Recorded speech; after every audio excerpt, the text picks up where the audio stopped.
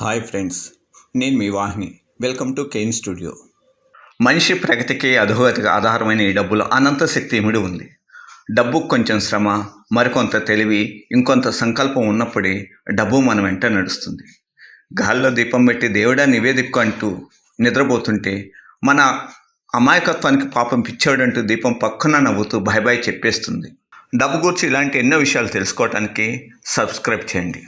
Yes, సృష్టిలో అద్భుతమైనది ఏదైనా ఉందంటే అది డబ్బే. మనీ అనే వస్తువుని సృష్టించిన మనిషికి తెలియదు. ఇది మనిషి నివసిస్తున్న భూగ్రహాన్ని, గ్రహాలకు నెలవైన అనంత విశ్వాసాన్ని ఆక్రమిస్తుందని. ప్రపంచంలోని సమస్త మానవాళి వికాసానికైనా వినాశానికైనా ధనమే ప్రధానం.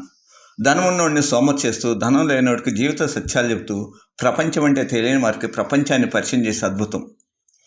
ఈ వయ్యారి మనిషికి మధ్య పుల్లలు పెడుతూ, అంతలోని మొత్తగా చిరునవ్వు చిందిస్తూ మాయలో ముంచేస్తుంది. అప్పుడప్పుడు విషయం ఉన్నా లేకపోయినా విషయంగా మారి హత్యలు చేయిస్తుంది. అందమంతా ఒకచోట చేర్చి మత్తెక్కిస్తుంది. అంతలో లేని భయాలను ఎదలో నింపి ఆత్మహత్యలకు కారణమవుతుంది. డియర్ ఫ్రెండ్స్, ధనం గొప్పదా చెడ్డదా అనేది మనిషిని బట్టి ఉంటుంది. మనిషి ప్రవర్తన బట్టి ధనం రూపురేఖలు మారుతుంటాయి. అంతా నేనే, నాకు ఎదురే లేదు అనే అహంభావ మాయలో పడేస్తుంది. అంతలోనే ఋషిలా మార్చి మహర్షిని చేస్తుంది. సో అర్థమైంది అనుకుంటాను. రెండు వైపుల పదునున్న కత్తి. సో జాగ్రత్తగా వాడటం నేర్చుకోవాలి. ధనం ఉన్నప్పుడు పొంగిపోతూ, ధనం లేనప్పుడు కుంగిపోతే మనం కనబడకుండా పోతాం. ఇప్పటి వరకు చేతిలో ఉన్న ధనం మరుక్షణం మరెవరి చేతిలో ఉన్న దర్శనమిస్తూ, నేను సత్యం కాదనే చేదుని నిక్కచ్చిగా చెబుతూనే, నేను లేకుండా జీవించలేరనే జీవిత సత్యాన్ని మరింత కఠినంగా కుండబద్దలుగుట్టినట్లు చెబుతుంది. సరే, అసలు విషయానికి వస్తే, ప్రతిరోజు టీలు అమ్మి రోజుకు 1500 నుండి 2000 రూపాయలు సంపాదించే వాళ్ళు ఉన్నారు. ఏమీ పెట్టుబడి పెట్టకుండా టెంపుల్స్ దగ్గర ఆకులు అమ్మి డబ్బులు సంపాదించే వాళ్ళు ఉన్నారు. ఇక్కడ ఒక్కొక్కరు ఒక్కో విషయాన్ని ఒక్కో విధంగా చూస్తున్నారు. ఆలోచన విధానం మార్చుకుంటే డబ్బులు సంపాదించడం తేలికవుతుంది. కాకపోతే వ్యక్తిగతంగా మనం గొప్ప అనే విషయాన్ని పక్కన పెడితే డబ్బు సంపాదించడం చాలా తేలికవుతుంది. పెద్ద పెద్ద కంపెనీలు కూడా డోర్ టు డోర్ మార్కెటింగ్ చేసి తమ ప్రొడక్ట్స్ అమ్ముకుంటున్నాయి. విషయం గమనిస్తే దేనికి మనం సిగ్గుపడాల్సిన పని లేదు. స్టాక్ మార్కెట్లో ఎలాంటి షేర్స్ కొనాలి అనే విషయం తెలుసుకుందాం. వెజిటబుల్ మార్కెట్కి వెళ్ళినప్పుడు రూపాయి ఎక్కువైనా సరే క్వాలిటీగా ఉన్న కూరగాయలను కొంటాం. తక్కువ ధరకు వస్తున్నాయని కుళ్ళిపోయిన పాడైపోయిన కూరగాయలు కొంటామా చెప్పండి? షేర్ మార్కెట్లో 10,000 కావచ్చు, 1,00,000 కావచ్చు, ఆఖరికి రూపాయి అయినా సరే జాగ్రత్తగా ఇన్వెస్ట్ చేయడం నేర్చుకోవాలి. స్టాక్ మార్కెట్లోని కుబేర్లంతా చిన్నగా పైకి వచ్చిన వాళ్ళే. ఒకే రోజు లక్షాధిపతులు అయిపోలేదు. క్వాలిటీ షేర్స్కి రేట్ ఎక్కువ ఉందని క్వాలిటీ లేని షేర్స్ కొంటే డబ్బులు కనబడకుండా కరిగిపోతాయి. తెలివిగా ఆలోచించి షేర్స్ కొనండి. మన ఆరోగ్యం కొరకు నాణ్యమైన మన్నికైన కూరగాయలు కొన్నప్పుడు సంపద అనే అక్షయానికి మరింత జాగ్రత్తగా ఆలోచించి పెట్టుబడి పెట్టాలో మీరే చెప్పండి. సంపద అనే అక్షయానికి మరింత జాగ్రత్తగా ఆలోచించి పెట్టుబడి పెట్టాలో మీరే చెప్పండి.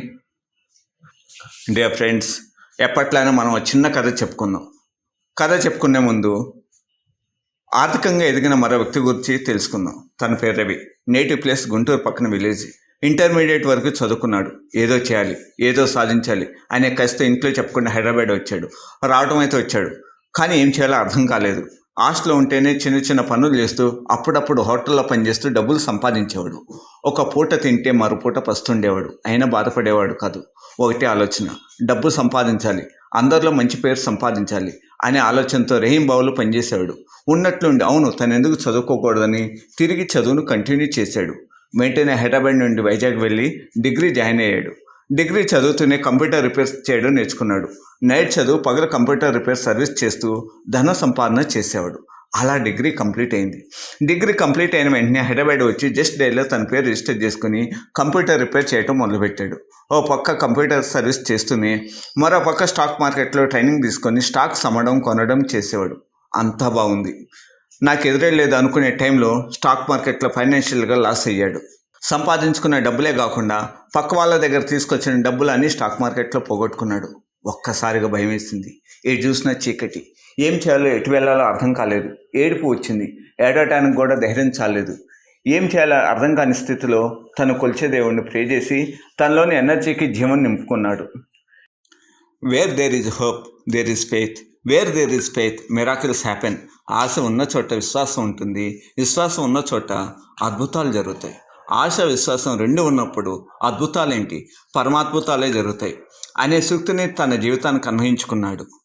మళ్ళీ అప్పు చేసి కంప్యూటర్ రిపేర్ సర్వీస్ సెంటర్ పెట్టాడు. చిన్న చిన్నగా అప్పులు తీర్చుకుంటూ తన కాళ్ళ మీద తను నిలబడటమే కాకుండా ఇంకో నలుగురికి తన దగ్గర ఆశ్రయం కల్పించాడు. తనకు వచ్చిన డబ్బులో కొంత దాన ధర్మాలు ఇచ్చేస్తూ నిరాడంబరంగా జీవిస్తున్న వ్యక్తి. Never ends computer shop Maitrivanam పక్కన ఐసిఐసిఐ బ్యాంక్ పక్క లైన్లో ఉంది. ఇక్కడ రవి డబ్బు పోయిందని బాధపడ్డాడు కానీ ధైర్యాన్ని కోల్పోలేదు. తను నమ్ముకున్న దేవుడు తనని కష్టాల నుండి గట్టెక్కిస్తాడని నమ్ముకున్నాడు. అదే నమ్మకంతో కంప్యూటర్ షాప్ పెట్టి రేయింబావులు కష్టపడ్డాడు. గాల్లో దీపం పెట్టి దేవుడా నువ్వే దిక్కు అనకుండా నిరంతరం దీపం చుట్టూ కాపలా ఉన్నాడు. ఆ వెలుగులో ధన సంపాదనకు దారి చేసుకొని ముందుకు నడుస్తూనే ఉన్నాడు. పెద్దవాళ్ళు చెప్పినట్లు ఏదైనా ఒక గొప్ప ఫలితం సాధించాలంటే కష్టపడకుండా కేవలం ఫలితాన్ని కోరుకుంటూ కూర్చోవడంలో అర్థం లేదు. దానివల్ల చివరికి మిగిలేది నిరాశే. ప్రజెంట్ లైఫ్ స్టైల్ని మార్చుకొని టెంపరీ ఎంజాయ్మెంట్స్ కోరికలను పక్కన పెట్టి పనిచేస్తే కోరుకున్న ఫలితం దానంతట అదే వస్తుంది. దీనికి ఉదాహరణ పైన చెప్పుకున్నాం మన రవి. మీ క్రెడిట్ కార్డ్ మీద అమౌంట్ కావాలా? చాలా తక్కువ ఛార్జెస్. క్రెడిట్ కార్డ్ మీద అమౌంట్ 10,000 నుండి 10 lakhs వరకు spot cash and credit card. Payment charges from 1.8% and above. ఇది అమీర్పేటలోని మైత్రివనం దగ్గర ఐసిఐసిఐ బ్యాంక్ పక్క లైన్లో ఉంటుంది. మీ క్రెడిట్ కార్డ్ మీద అమౌంట్ కావాలా?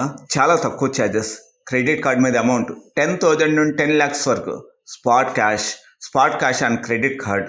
Payment charges from 1.8% and above. ఇది అమీర్పేటలోని మైత్రివనం దగ్గర ఐసిఐసిఐ బ్యాంక్ పక్క లైన్లో ఉంటుంది. సరే, మనం ఇప్పుడు ఎప్పట్లోనో చక్కని కథ చెప్పుకున్నాం. నెపోలియన్ అనేక రాజ్యాలను జయించి అక్కడ దోచుకున్న సంపదతో ఫ్రాన్స్కు తిరిగి వెళ్తున్నాడు. అతని సైన్యం అనేక ప్రాంతాల నుండి దోచుకున్న నిధులను తమతో పాటు తీసుకువెళ్తున్నారు. వీటిలో కొన్ని నిధి సంచులను గాడిదలపై వేశారు, మరికొన్ని నిధి సంచులను గుర్రాలపై వేశారు, మరికొన్ని నిధి సంచులను సైనికులు తమ భుజాలపై మోస్తున్నారు. అలాంటి నిధి సంచిని తమ భుజంపై మోస్తున్న ఒక సైనికుని మనసులో ఎన్నో ఆలోచనలు, ఎన్నో భావనలు. ఈ భారం అంతా తాను ఎందుకు మోస్తున్నాడు అనుకుంటూ, ఈ సంచి చాలా బరువుగా ఉంది, లోపల ఏముందో తెలియదు, ఒకవైపు చాలా ఆకలిగా ఉంది, మరోవైపు ఈ చెల్లో నడవడం కష్టంగా ఉంది, ఆకలితోనూ దాహంతోనూ ఇలాగే వెళ్తూ ఉంటే నేను చనిపోవడం ఖాయం అని మనసులో అనుకుంటూ నీరసంగా నడుస్తున్న సైనికుని చూస్తున్న నెపోలియన్ ఇలా అడిగాడు, సంచిలో ఏముందో తెలుసా? దానికి సైనికుడు, అయ్యో నేనేం మోస్తున్నానో నాకు తెలియదు.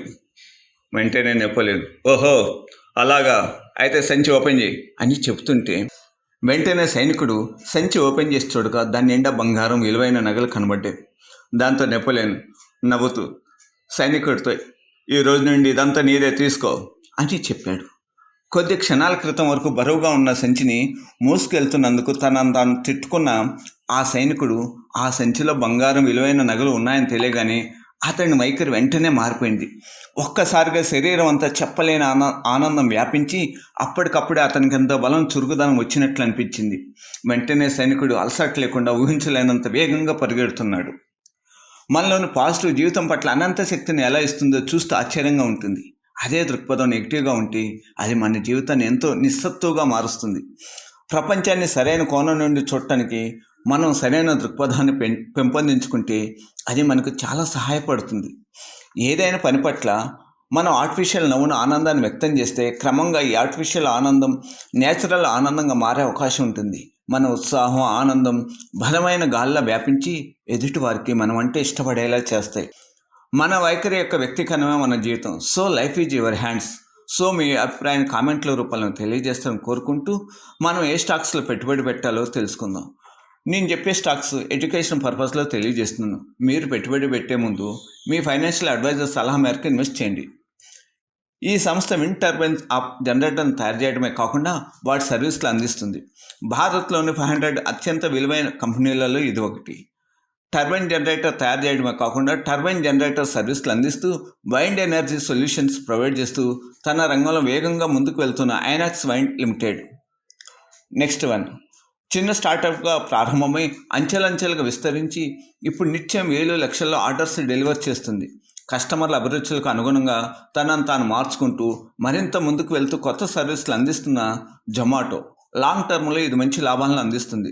ప్రజెంట్ మార్కెట్ వీక్గా ఉంది. జొమాటో కిందకు పడ్డప్పుడల్లా మరింత యాడ్ చేసుకుంటూ పోతే భవిష్యత్తులో మరింత లాభాలు గడిస్తారు. సో ప్రతి ఒక్కరు భాగ్యవంతులే భారతదేశాన్ని సౌభాగ్య దేశంగా మారుస్తారని కోరుకుంటూ మీ వాహిని. మళ్ళీ కలుద్దాం మరో వీడియోతో.